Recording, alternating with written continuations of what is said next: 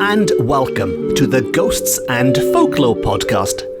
I'm Mark Rees, and on each episode, I investigate a different, weird, and wonderful subject, except for this episode, because on this episode, I'll be doing something slightly different. Well, not just slightly, something very different. Because on this episode, I'll be joined by a very good friend of mine for an end-of-year festive folklore quiz. Yes, we're going to have a festive folklore quiz with such cheerful seasonal subjects as the lost souls of the damned trapped in the Welsh waves and everyone's favourite Christmas-time visitor, the horse-skulled headed lady herself, the Mari Lwyd. And I'm sure you are all asking yourselves, which eminent folklorist, which expert ghost hunter has he invited on to tackle such difficult questions? Well, the answer is somebody who knows next to nothing about ghosts or folklore.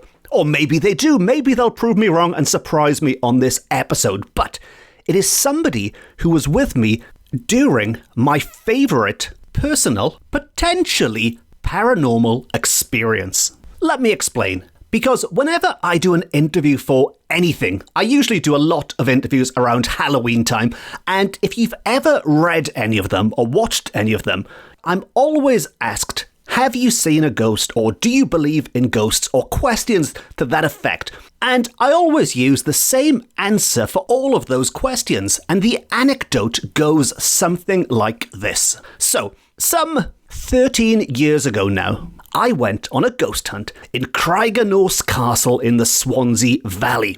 Now, Craiganorse Castle is one of those super famous, supposedly most haunted, in inverted commas, most haunted places in Wales, in Britain, in the world maybe. In fact, most haunted themselves did indeed go there and film an episode, as have many of the American ghost hunting TV shows and the YouTube people out there. It's a place people flock to because of the apparent paranormal activity that takes place there. Now, I'm not going to go into Craiganorse's history in too much depth here, but it's primarily based around one lady who transformed this mansion into a so-called castle. It's not really a castle, just a fancy name given to it by a very rich Victorian lady.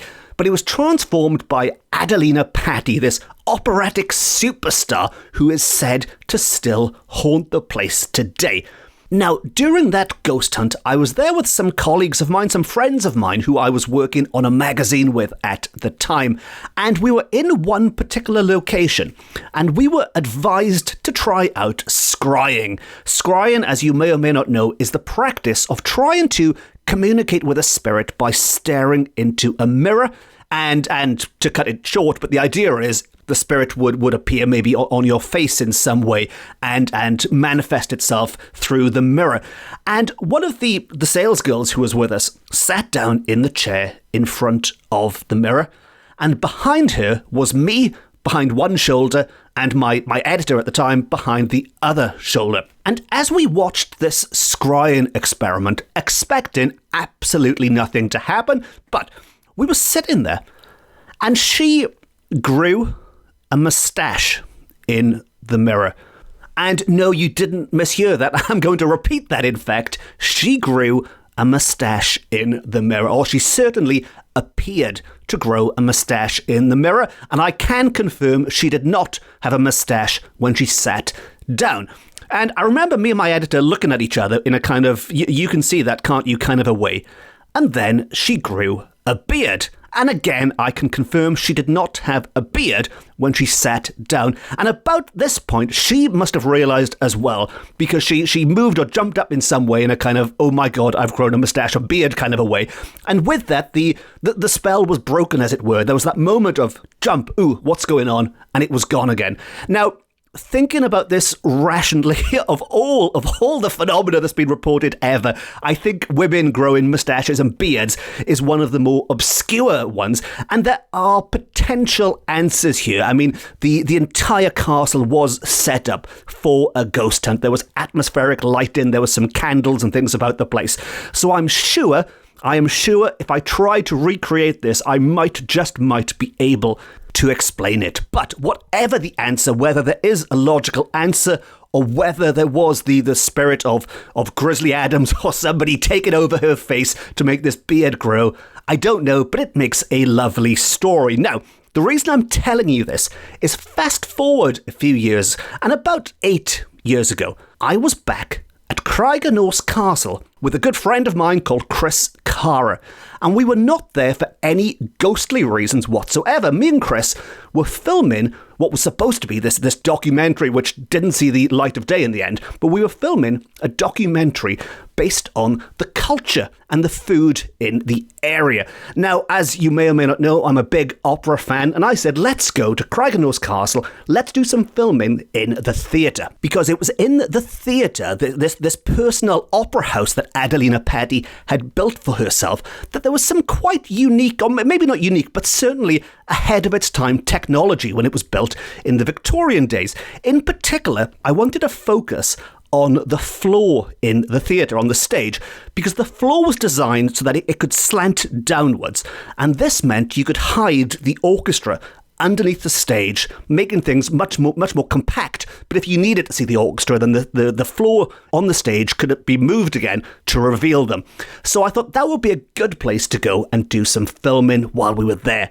So we went underneath the stage. It was very dark and cobwebby under there. And there was myself and Chris and 3 other members of the team. We had 2 people operating the cameras, and we had the director with us. And they set up the scene for us.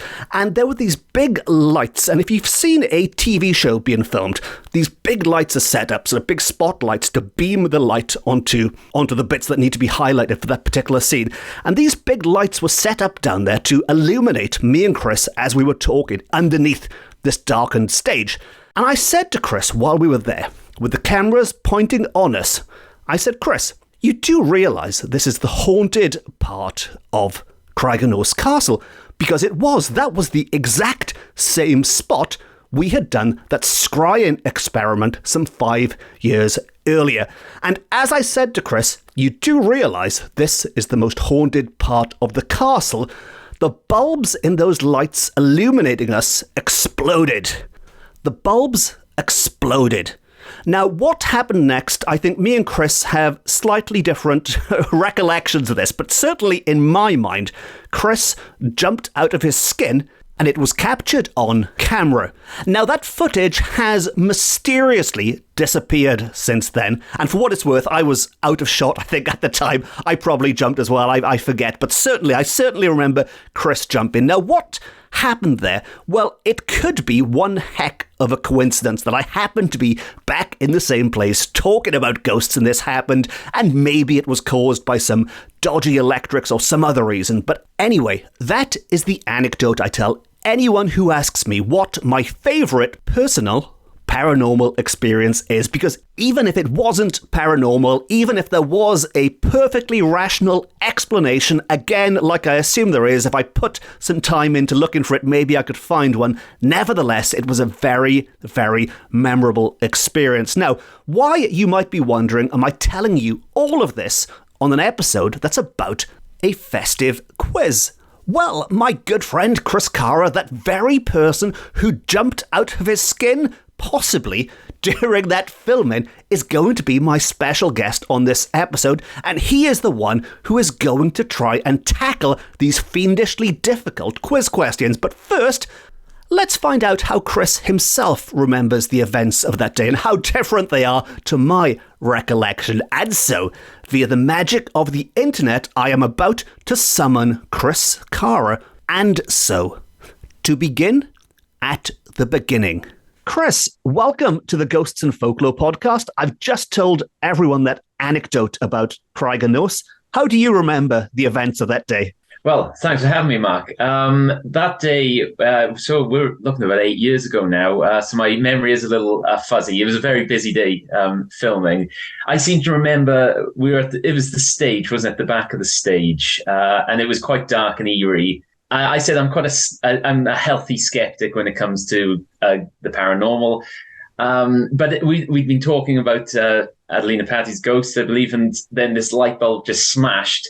Oh, it exploded, it blew up. And I remember I kind of turned and I was, what's happening? And because obviously the light had kind of gone out and it was darker. And I had that kind of, something's happening here. And it seemed like too much of a coincidence. I'm not sure what you actually think, but it seemed like maybe something was there. Do you agree?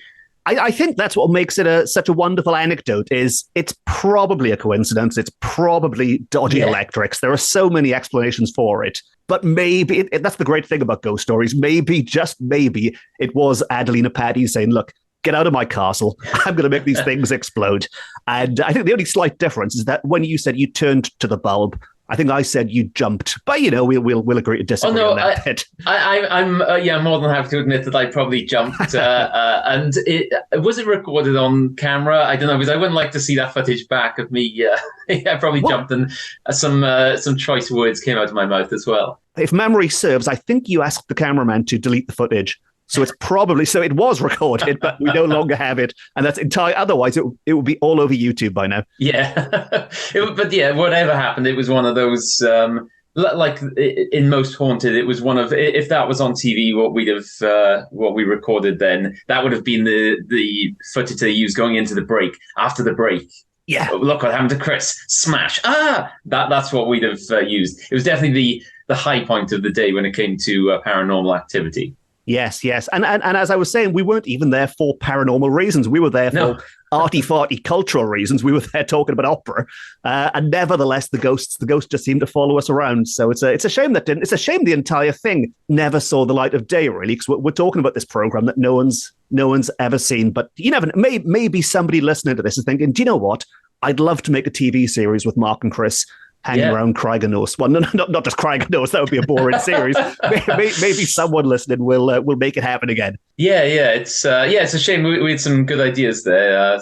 So that'd be great eventually to see that. See the light of day there. Fingers crossed. That's a Christmas wish. But anyway, that was 8 years ago, Chris. So besides talking to me about folklore on this podcast, what are you up to nowadays? Well, I'm not sure what you introduced me as, but so I'm the author of 5 books, and which includes the Bluffer's Guide to Fitness. So I'm not sure if you actually read that book, Mark, the Guide to Fitness, but if not, I'm sure I'm going to get you a copy. Day to day, I'm a health and well-being writer and a nutrition coach. I also run a relatively new but fast-growing podcast, which is called Planet Health. And it's a global exploration of eating, drinking, and movement habits and what they can teach us about weight loss and healthy living. So I kind of virtually travel around, say, to France and see how the French eat and what we can learn from them, and then to Japan and see what their movement habits are, and then see how we can use it. How can we develop a healthier life? It's nutrition, weight loss, healthy living, but with a kind of a fun global angle. So it's relatively new, but if people enjoy culture and maybe want to feel a bit healthier in 2023, give it a listen. That's Planet Health. So moving on with the quiz. We've got to have maybe a little outtakes bit right at the end. I'm going to leave that in. Sod it. Moving on with the quiz, Chris. Chris quiz or whatever I said.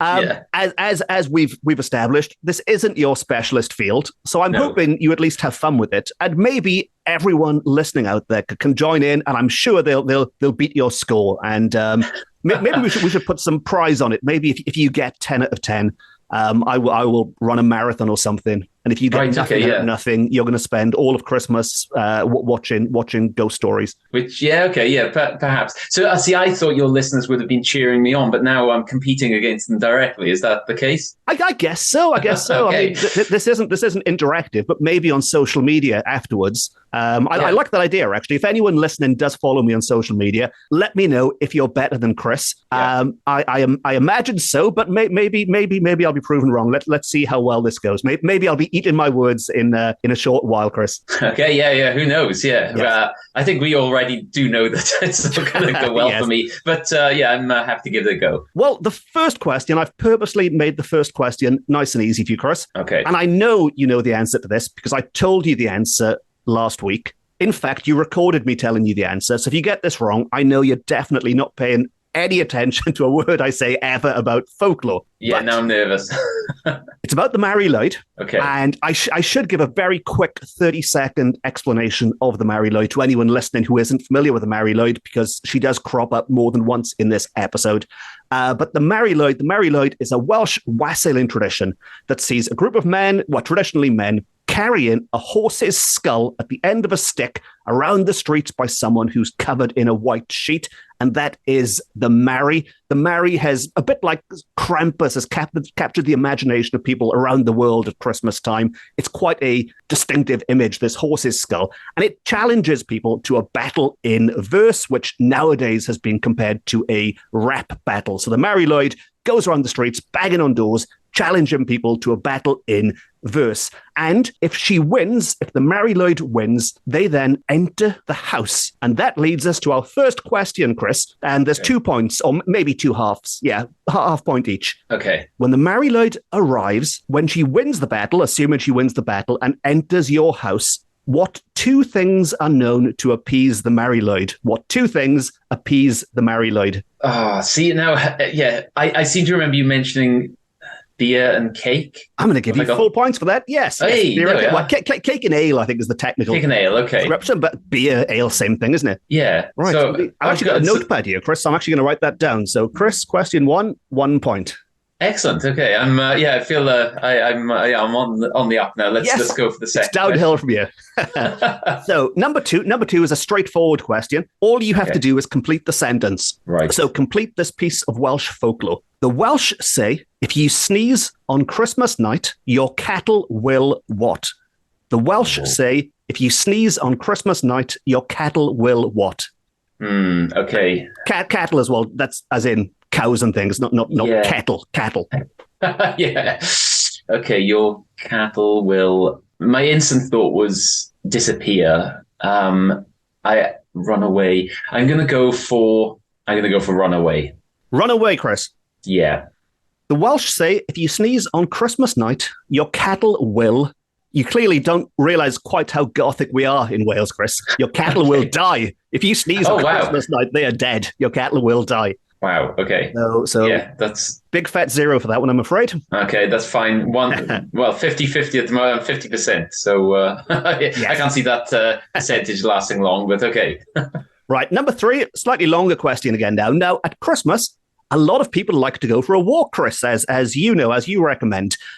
With the family, maybe they go for a walk before the big meal. Maybe it's on Boxing Day. And if you're lucky enough to live by the sea like we do, different parts of the sea, but we both live quite close to the sea. On Christmas, it is said the seas of Wales are full of ghosts. And I'm going to read this quote to you from Folklore again. And what you need to do is there are 2 other times of the year this also happens. What other 2 times are they? So the quote goes, white waves were watched with awe, and the old people used to say they were the spirits of the departed who had met their death by drowning. They believed at Christmas and at 2 other times, all those who had drowned in the sea that year came up to ride over the waves on white horses and held remarkable revels. So 3 times of the year, spirits ride the white waves of the sea around Wales, Christmas, and what 2 other times? If I had to guess, I'd be going for Easter and Halloween. Chris, full points again. You're joking. Can you believe it? Yes. Wow. I mean, technically it's Easter and All Hallows Eve as it was written back then, but the same thing, isn't it? Oh wow. Norse Calendar Gaeaf. Yes. This is brilliant. Okay, yeah, excellent. There we are. That was really a complete guess. So, but yeah, I'm happy with that. Right, carry on like this, Chris, and I might be running that marathon. Yeah, there might be people on social media that you don't beat. Right. Perhaps I'm going to start my own Welsh folklore podcast. Yes. There's scope for that now. I'm Mark Rees, and welcome to my fitness podcast. Yeah. Right. Number four. Now, this is one of my favourite bits of festive folklore, but sadly it hasn't come true for me yet. And this is another quote, it was said in the older folklore that spring water drawn on Christmas turned to wine, but only for an hour. At what time on Christmas did spring water, if it was drawn, turn into wine? So spring water turned into wine for 1 hour. For 1 hour on Christmas. See, for me, I'd be thinking it's got to be one of the either midday or midnight. So I'm going to. Well, give me a, because it's for an hour. So give me a start, give me a start time. Say so. For example, say between 3 o'clock and 4 o'clock. Or whatever it is. Okay. Well, in that case, I will go for between 12 midday and 1 p.m. That's fantastically close, Chris, but it's between 11 and 12. You're 1 hour out, I'm afraid. So, see, I was thinking that, and then I thought, the morning with wine in the morning. Okay, yeah. So very big fat zero again. But okay. But at least you know when you can get free wine on Christmas now. So that is the time to go out and get yourself some booze. Yeah, or get myself some water and allow it to turn into wine. If you want to be healthy about it, yes, yeah. Well, but between 11 and 12, then it's going to turn into some lovely wine, and I can get my drinking in then, and I'll be nice free wine. Yes, you're one step ahead of me there. Yes. Right, moving on to question number 5, Chris. Number 5. The next one is the Yule log or the Christmas log, which I'm sure you've heard of. It's not unique to Wales, but in Wales, the Christmas log or the Yule log, whatever you want to call it, it was lit on Christmas Eve. And before it burnt out, it was replaced with another log. So the fire was continuous. There's no break. So the flames from one log then light the other log and so on. They did this because they believed it kept what away from the home? What did this continuous burning keep away from your home? Initially, when you said Yule log, I thought you meant the chocolate cake because that's what they call the Yule log now. But I realised you're actually talking about an actual log. That's right, isn't it? So it is. Yes, they weren't burning cake. Shocking, wouldn't it? Yeah. Instantly, I'm gonna think something like evil spirits because that makes the most sense. So I'm gonna go for evil spirits. Evil spirits is usually a very good guess with Welsh folklore. Evil spirits does crop up a lot, but sadly not for this one, Chris. Okay. This one, it keeps away witches. Okay, yeah. It's away witches, which is a shame because witches are lovely. But there you go, keeps away witches. No point. So if you want witches in your house, which I do, just don't go burning logs or cake or anything. Don't burn anything and attract witches. Okay, that's good to know. So that's number 5. Number 6, we're going to stick with the Yule log, actually, Chris, as you know so much about it. Yeah. The Yule log, it would cast the shadows of people in the room onto the wall. I'm sure you can picture this scene, sort of people's shadows being cast on the wall. But it's a very good scene in the film Sleepy Hollow, if you've seen it, with shadows and things going on. But don't picture Sleepy Hollow. Picture a nice, cozy family fireside gathering in Wales. And these shadows are being cast on the wall. But if somebody's shadow was missing a head, what did that mean? If their shadow was missing a head, so you only saw the outline of, the rest of them minus the head, I guess, what did that mean? See, my initial thinking then is going to be, it instantly goes to death. It's going to, I guess they will die in the following year. Is that morbid? I think spot it's morbid. On, Chris. Spot on. You've learned this Gothic lore. Yes. Is that right? That's exactly right. They will die within a year. Oh wow!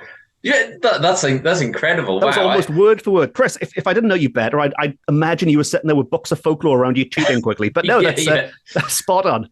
Oh wow! Okay, that's really good. I genuinely didn't think I'd get any questions right here, so I've got 3. I think you're flying. You've got 3. Yep, 3. Wow. Okay. Right. Great. Moving on to number 7. Now this one, the word Calennig, and I'll spell this Calennig. It's a word that's got similar origins to the word calendar. and it crops up at New Year's. Now, in Wales, it does have different meanings slightly in different parts of Wales. And according to the great Ronald Hutton, I'm assuming you aren't familiar with Ronald Hutton, Chris? No. He doesn't write about fitness, but he's an incredible writer. According to Ronald Hutton, it was also popular in the Forest of Dean as well, but certainly in our part of Wales, in the south. Calennig was an object. It was a thing that rested on 3 sticks like a tripod. So if you can imagine, like a camera would be held on 3 sticks. Yeah. And if you wanted to pick it up, it was skewered. So you skewered something into it to pick it up with the skewer because it was balanced on a tripod. So what was the main part of that Calennig? God, I don't even have anything. Nothing sprung to mind. Actually, that is a stupid question, really. Let me give you a little bit more. Let me give you a full description of the Calennig. Okay. But I'm not going to tell you what the answer is to that main thing, right? So, yes. This description, again, comes from the great Ronald Hutton. Resting on 3 sticks like a tripod, smeared with flour, stuck with nuts, oats, or wheat, topped with thyme or another fragrant herb, and held by a skewer. So that might help slightly. It's smeared with flour, covered in nuts and things and fragrant herbs. But what is the main central part? Now, originally I was thinking something like a meat, but now I'm going to go more for a bread. Your final answer? See, now you've got me thinking. As Chris Tarrant might say. Oh, it's not Chris Tarrant anymore, is it? As the other guy. Is it Jeremy Clarkson? Jerry Clarkson. Is that your final answer? Yeah. Someone I've never quoted Jeremy Clarkson on this podcast before, but there's always a first, isn't there? I'm going to... So my initial thought was a meat, but you said flour, and I'm thinking of bread. Whatever happens now is going to be very, very annoying because I'm not going to get it right. So I'm going to go back and I'm going to go for... No, I'm going to go for a bread. Let's go for bread. Go for bread?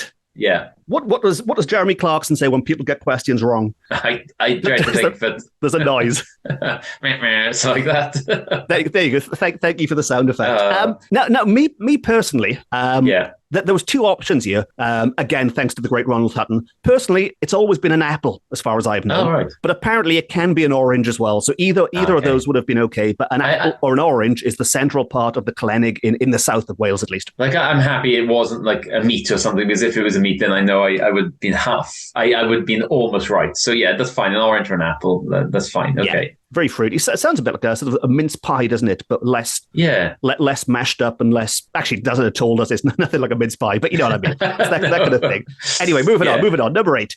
Number 8. This is a quote again. Yeah. In the early part of the 19th century, people firmly believed that between 11 and 12 on Christmas Eve and the first hour of Christmas Day, the cattle knelt down in reverence. So there's a few things here which have cropped up already in this episode. So we've got between 11 and 12 again, although this is 11 and 12 at night, and then into the first hour of Christmas Day. Cattle, the good old cattle are back. They would kneel down in reverence. I mean, if you haven't worked out the symbolism here, because it's the birth of Christ, and so midnight, the next day, the coming of the Lord.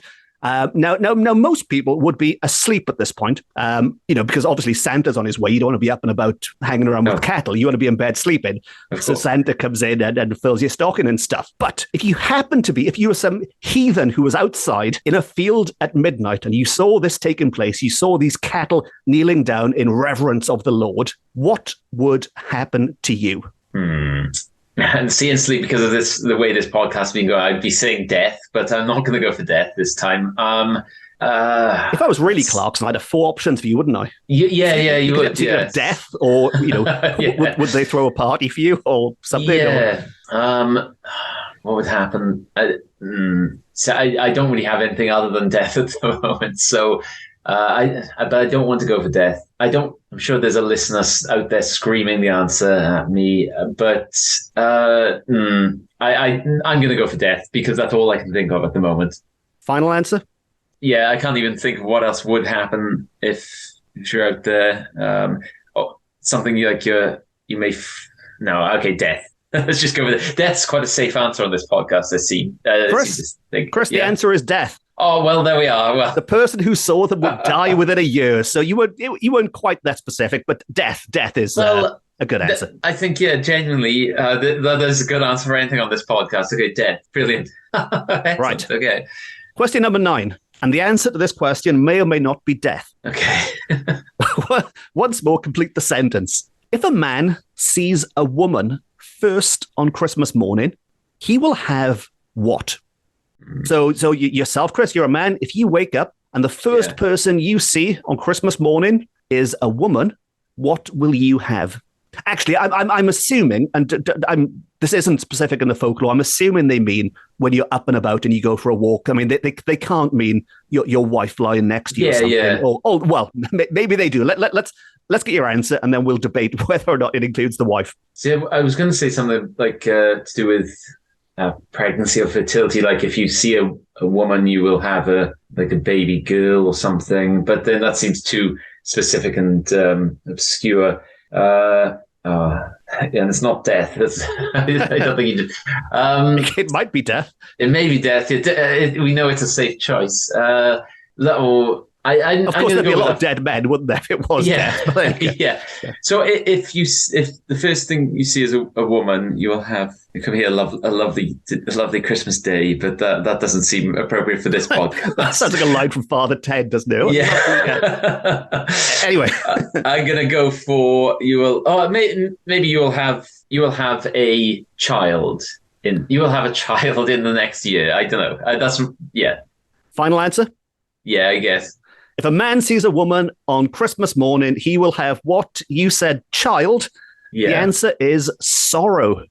If you see a woman first on Christmas morning, if you're a man, he will have sorrow. Right, which is why I think it can't be wife, can it? Because pretty much every man married to a woman would have sorrow, wouldn't they? Although a lot of people. I'm not going to make any comments on that. Well, it's not for me to say, Chris. Yeah, well, so there we are. It's sorrow. Okay, very sorrow. So let me just write a 0 next to number 9 and number 10. You'd be glad to know number 10 is the last question, Chris. Excellent. Now I've enjoyed the quiz. It's go on. Let's have it. Number 10. We're going to end as we started with everyone's favourite folkloric visitor, the Mari Lwyd. Okay. But what does Mari Lwyd mean? What does Mari Lwyd mean, Chris? And if you'd listened to every episode of this podcast, I think this is 108 now, if you'd listened to the other 107, you would know this. See, now I have listened to the podcast several times, but rarely around Christmas. So I'd want to, instantly I'd think like zombie horse, because that's kind of what... But no, hold on, Mari Lwyd. Mari, trying to think of my Welsh knowledge, which is minimal. So I imagine your Italian is better than your Welsh, Chris. Yeah, possibly. Yeah, it's it would be. Yeah. No, I'm Mari Lwyd. See, Mary. No. No. I don't even know what Lwyd is. No, it could be like spirit. I think spirit could be there because it's. Horse spirit? No. Christmas spirit? No, because that's... again, I'm pretty sure your listeners now are probably screaming at me. I think they're probably laughing at you, Chris. They're probably enjoying this guessing game. That's how your mind works. Yeah, let's... spirit of... Festive spirit. No, because I know it's an... screw it. Festive spirit. So, Mari Lwyd means festive spirit. Yeah.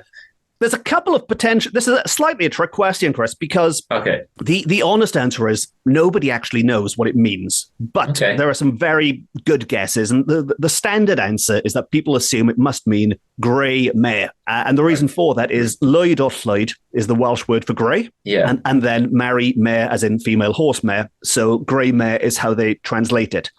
But because nobody really knows where the name comes from, Mari, of course, is... Well, I say of course. If I was on your side, I would have shouted at you for this bit, Chris, because you did touch upon this. Mari is the Welsh spelling of the name Mary, which at Christmas time, of course, the Virgin Mary is a central part of Christmas. And there are some people who think, as bizarre and as morbid as it might be, but when you look at the Mari Lwyd, this horse's skull, it does have that sheet over it, which does look like, someone looking for shelter in Bethlehem at the wrong time of year, doesn't it? So there is a possibility, which some 19th folklorists put out there, that maybe it has biblical connections and maybe it means blessed or holy Mary. So Mary would have been okay.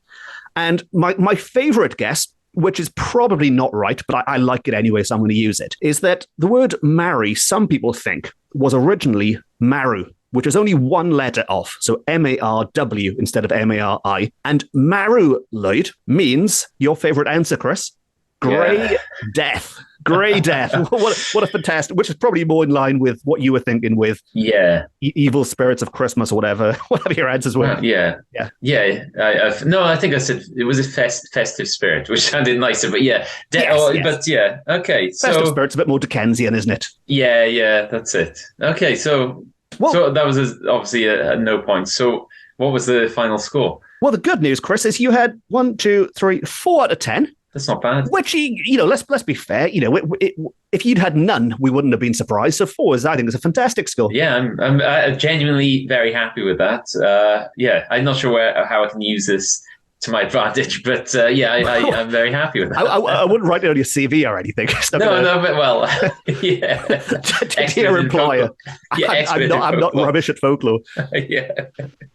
Okay, great. Well, thank you for that quiz. I've definitely learned something, and I can hopefully explain some of these cultures and folklore to people around Christmas and who may or may not be interested. I'm good at shoehorning, so I'll shoehorn it into a conversation if I can. The Mari Lwyd and death. You don't need to shoehorn it. Everyone loves the Mari Lwyd. And of course, Chris, we should mention as well, because we are both in Wales. We are both, I'm assuming you consider yourself Welsh, but you're much more global than me. You've spent Christmas in Canada and places, and you've got your Italian connections. So I'm sure you know a lot more about the Christmas folklore in Canada and Italy than I do. And maybe next year you can quiz me on those. Yeah, possibly. Yeah, okay. That could be a good one, actually, for next year. Okay. And maybe a nice way to end this, Chris, would be, I've now given you a quick lesson, like a quick quiz, I guess, but a quick lesson at the same time in Welsh folklore. This Christmas, I'm probably going to spend more time drinking wine and eating cake than being active. Do you have any quick tips for lazy slobs like myself? Well, I'd say because it's Christmas, it's fine to indulge. This is the time where people sometimes they feel a bit guilty because they're eating and drinking so much, but it is Christmas. It's that time where there's a lot of things going on. There's a lot of tempting foods. So it's fine to indulge, but I always say to people, if you're going to indulge slowly. There's no need to, you've got that box of biscuits in front of you. You don't need to just mindlessly slam them all down. Just try to eat them slowly and enjoy them for what they are. And actually, the slower you eat, the less you eat over time because you're gonna get fuller quicker. Also, fill up on vegetables. When you're eating Christmas dinner, that you may go straight for the pigs in blankets and the stuffing balls and the meat if that's what you eat. They're perhaps more the calorific things swimming in oils and fats. So fill up on vegetables. Have your Swedes and your turnips and your parsnips and your sprouts, are my favorite. And then indulge in your pigs in blankets and turkey and mince pies then after, and you should be a bit fuller. The other tip I'd say is you don't have to go out to the gym and be doing pull-ups and whatever during Christmas, but try to get out for a walk, because walking is a very, very powerful weight loss tool, not just for weight loss, but for strengthening your heart and keeping the nutrients moving around your body. Walking is just one of those things which is really underrated. So it's that kind of, just after your Christmas dinner, go out for 10, 20-minute walk around the block. Hopefully it's a nice, frosty, clear day. And that'll help your digestion. You know what digestion is like on Christmas Day after all those treats. So there's a couple of things you can do. To recap, walking, eat slowly, and fill up on veggies. So by the end of Christmas now, Mark, I expect to see you svelte and feeling healthy. Is that what's going to happen? Well, I'm certainly going to watch all the BBC ghost shows that are coming up. Okay. There's the new M.R. James adaptation, and maybe in between all that spookiness, maybe I will find some time to do some of your tips. But no, in fairness, I do a hell of a lot of walking, actually. So walking is definitely top of my list, and that's something I'll be doing as soon as we finish this conversation. So I'm going to be putting my walking boots on now and heading off out. No, I'm not. We haven't done this thing yet. I'll hang on. As soon as we wrap this up, I'm going to put my walking boots on and get away from this, because it's all getting a little bit silly now, and let's move on. Finally, Chris, before I go off and let you enjoy your Christmas, what plans have you got for the festive season and for the new year? Right, well, firstly, I'm going to be editing the podcast we did, which should be out by the time people listen. We did a podcast episode on my own podcast, that's Planet Health, where you came on and we tried to get some Welsh cultures and traditions that are deemed healthy. So we talked a bit about Welsh food, and so I won't spoil it, but if listeners do want to check it out, that's Planet Health. Just search that on Spotify or Apple, and or follow me on Twitter. You can find I'm at Forza Carra, so FORZACARRA. I'm sure Mark will tag me in things, and you can check that out. But after editing and I kind of put the podcast aside, it'll basically be celebrating with my daughter. She's 3.5 years old, so this is it's her fourth Christmas at the age of 3.5, but she'll be fully aware, and she knows everything about Santa. She doesn't know about the Mari Lwyd yet. I'm going to keep that until she's a little older. But maybe I could scare her with some zombie horse. So she thinks Santa's coming down the chimney. I scare her with a zombie horse, horse spirit. So Chris, yeah, you have to do it now, Chris. You have to. Yeah, it has to happen. How can you torment your daughter at 3.5 years old? So yeah, that's pretty much what I'll be doing. I'll be having, I kind of keep my fitness and nutrition regime up, but it's not much of a regime at this time of the year. I tend to kind of blob into red wine and mince pie mode. So I will be enjoying some red wine, mince pies, and socializing. And that's pretty much it for me. So it's not just the lazy, useless people like me, Chris, drinking wine and eating cake. Even the super fit people like you are out there drinking wine and eating cake as well. Oh, yeah, of course. Yeah. You have to. The thing with health and fitness is you've got to have some indulgence and some enjoyment, because it keeps you on that track through the rest of the year. Because if you have to live clean and healthy and fit and always moving, and it gets tiring. So you need to enjoy your recovery and indulgence, because life is there to enjoy and to live, isn't it, after all? So, I enjoy walking and deadlifting, and that, when I say deadlifting, that's lifting a very heavy weight off the ground. It's not something from Welsh back folklore. To death again. Yeah, so I can imagine you do deadlifting, but it's something that you stand over a grave and recite some poetry. The rumors are untrue, Chris. Nobody saw me in that graveyard. And on that, that was quite motivational for a moment, Chris. I was going to say, what a lovely way to wrap things up, and then we lowered the tone totally once more. But if people want that uplifting, go get them side to Christmas, then as you mentioned, please go and check out Chris's podcast. I do pop up and spoil one episode. And in hindsight, Chris, maybe you should have recorded yours after mine, because you were quite nice to me. We had a lovely chat, didn't we, about health and fitness and folklore? Yes, yeah. And then I invite you on mine, and I embarrass you with these terrible questions. So don't worry, there's always next year, Mark. I'll remember this for next year's podcast. We'll do it the other way around.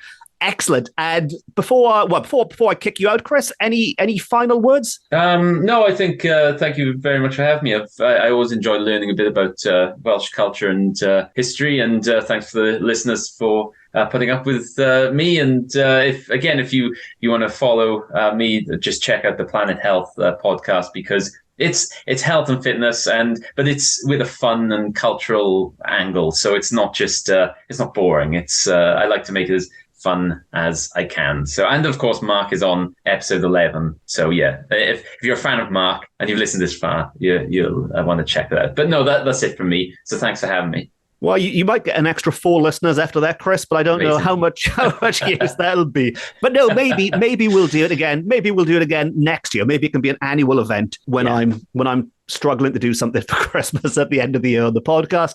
And who knows, maybe there's some big TV executives listening thinking, do you know what?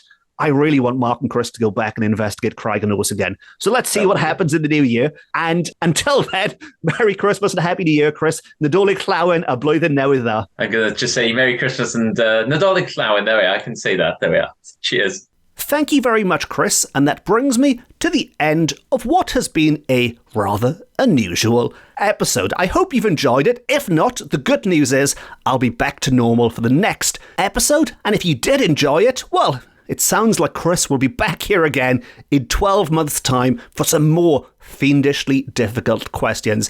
But I'd love to know how you got on, and if you did beat Chris's score, please let us know on social media, and you can find the pair of us on all of the main platforms. All of which just leaves me to say thank you very much for listening. Diolch yn fawr iawn am wrando.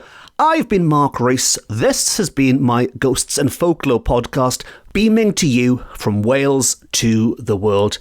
If anyone needs me, I'm just popping out for a walk. Gotta get those steps in. Until next time, have a wonderful new year, and no star.